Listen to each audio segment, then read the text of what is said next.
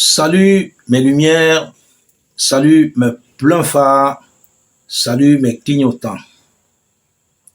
Rush, rush. J'espère que ça vous dit quelque chose. Rush, rush. Retenez bien ce prénom. Rush, rush. C'est le nouvel homme fort du MMA.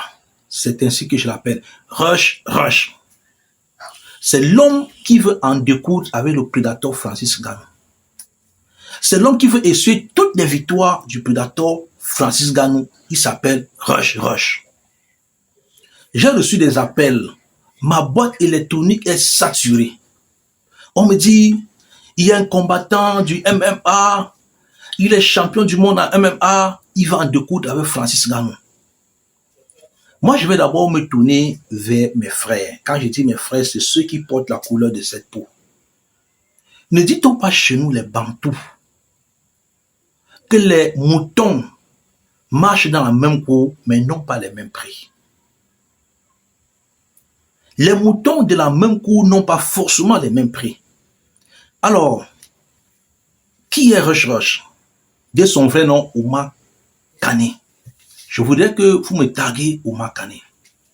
Oumar Kane est un excellent lutteur sénégalais converti en MMA. Fin de citation.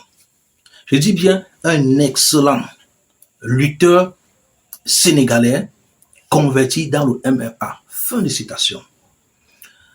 Alors, moi, je voudrais bien que vous me taguez Oumar Kane parce que je veux qu'il suive attentivement cette vidéo. J'ai des conseils à lui donner.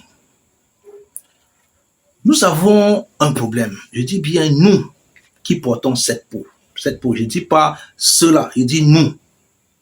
Nous avons un problème. Les Africains ont du talent. Les Africains ont tout ce qu'il faut. Mais nous avons un problème de management.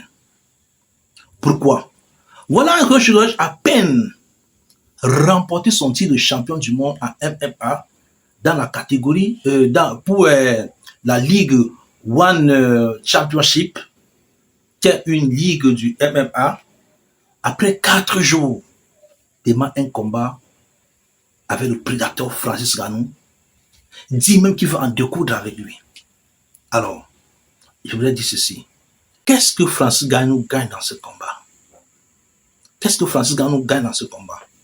Le prédateur est une figure du MMA. Le prédateur a déjà tout montré ce qu'il avait à prouver au MMA. Alors, ce nom est un nom à protéger. Pose-toi la question, Oumar. Pourquoi est-ce que le prédateur double fois champion du monde en MMA dans la plus grosse fédération au monde, qui est l'UFC, qui quitte l'UFC pour se retrouver au PFL? Pose-toi la question. Aujourd'hui, Francis Ngannou ne combat plus parce qu'il faut combattre. L'homme combat pour les idéologies. Francis Ngannou a réclamé le droit du combattant de l'UFC. Ce n'était pas une question d'argent. Pourquoi je parle d'argent?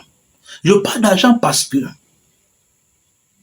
Aziz Ndiaye, qui est un homme d'affaires sénégalais, a proposé 3 millions de francs, 3 millions de dollars, si Francis Ngannou accepterait de combattre contre Oumar Kane. Ce n'est pas une affaire d'argent. Francis Ngannou, à un moment, au MMA, il s'est rendu compte que durant tout son parcours jusqu'à sa retraite, il ne pouvait pas gagner autant d'argent au MMA. À la bourse anglaise, il s'est fait beaucoup d'argent. Aujourd'hui, c'est une figure. Aujourd'hui, c'est quelqu'un qu'il faut respecter. Moi, si je faisais partie de ton équipe technique, je ne devais pas procéder de cette façon. Je devais aborder Francis Ngannou, causer avec Francis Ngannou, négocier avec Francis Ngannou pour un combat, sachant que ce combat sera un combat qui pourra propulser ma carrière. Au lieu de sortir partout, annoncer dans des réseaux sociaux, dire comment tu es le plus fort, dire comment tu peux effacer Francis Ngannou, moi je vais te dire, cher frère, la course de l'enfant, c'est le matin. L'enfant sait grandir, l'enfant sait courir, mais il ne sait pas se cacher.